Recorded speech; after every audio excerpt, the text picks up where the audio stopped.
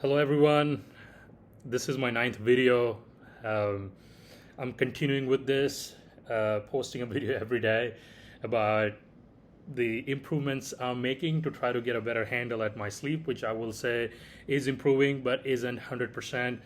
One thing that I'm starting to lean more into is understanding what keeps us awake in the middle of the night, and I feel like a lot of it has to do with things that may have been happening within our subconscious mind, things that maybe we are worried about, things that we are thinking of during the day, and I think somehow that's always kind of going in our playing behind the scenes in our minds, and sometimes that's what causes anxiety. That's what maybe keeps us up at night, and sometimes keeps us from having a restful beauty sleep. I know there are things that have been playing behind the scenes in my mind. Perhaps that's been causing anxiety, and that has made me explore like how do we continuously start over during our day when we experience little setbacks, when we come across unpleasant situations that might be someone that we have had an argument with, or a setback, or an insult we experienced, or maybe something that didn't go our way, or maybe a mistake we made at work or in our personal life, in our relationship or friendship. And sometimes those little things bother me a lot, and I have realized that turn into anxiety, turns into having ruminating thoughts. What I've been experiencing, or what I've been experimenting lately, is how do we quickly move on from that instead of wasting half hour, an hour thinking, rethinking, diagnosing that situation.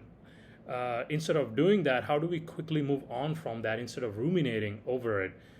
And as I'm speaking to you about this, there was something that just crossed my mind that a friend said to me many months ago that upset me, and it just quickly occurred. And the idea is, how do we get past those thoughts where we are not stuck in that cycle? And the best thing to do is just see that as a situation in itself. Develop self-compassion. Develop this habit that is it something that's just happening to me, or maybe there are others that it's happening to as well. Maybe this is something that's happening at a national level. Maybe this is something that's happening at a global level. Is this something that's going to bother me in 2 years from now, in 5 years from now, in 10 years from now? And when we start to change our perspective and distance ourselves with what's happening to us, and think of ourselves as a third person, seeing those things out loud gives us a perspective. Makes us think that if a friend was talking to us about this very particular situation, how would we react to that? How would we respond to that friend? And is exactly how we should respond to ourselves when we find ourselves in those situations. Taking a step back and talking to us as a friend, I think, brings this sense of awareness by distancing ourselves.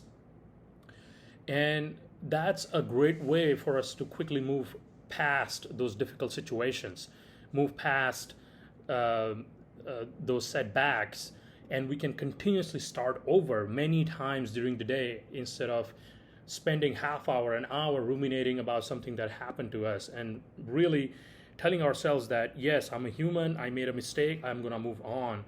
And there will be so many times we make those mistakes throughout our day-to-day, our daily course, throughout our lifetime. And the beauty is, how do we quickly move on from that? How do we quickly, constantly start over every single second, every single moment of the day? And when we do that is when we are going to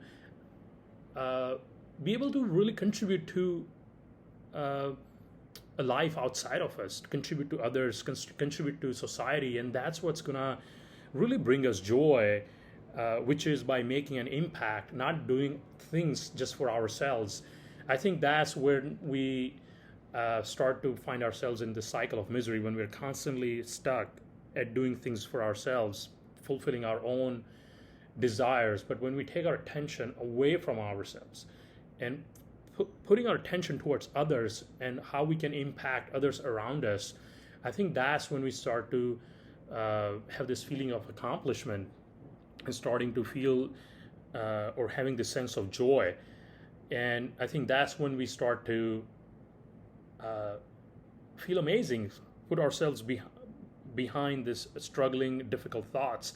So a challenge, an exercise that I'm going to be doing going forward is when I am having a difficult feeling or an experience, I'm going to think about, is there someone else that maybe in the world is experiencing or having the same emotions or has the same reaction to situations as me? Maybe you did something terrible at work. Maybe you made a mistake where it's causing you, causing the company thousands of dollars, maybe hundreds of dollars, a deal you fucked up. Is there someone else maybe that might have made the same mistake? Is there someone else in the society, in the company that may have made the same mistake?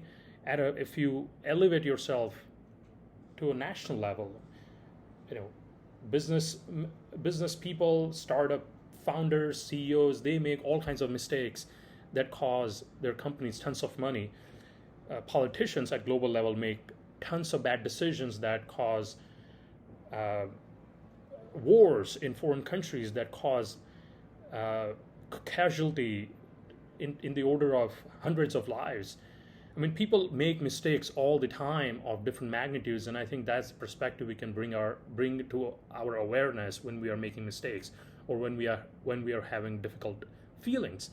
It's not about what happens to us, it's about how we respond to situations. And this is something that's so easier said than done, but there is a method to the madness, and that's something that we can bring to our practice.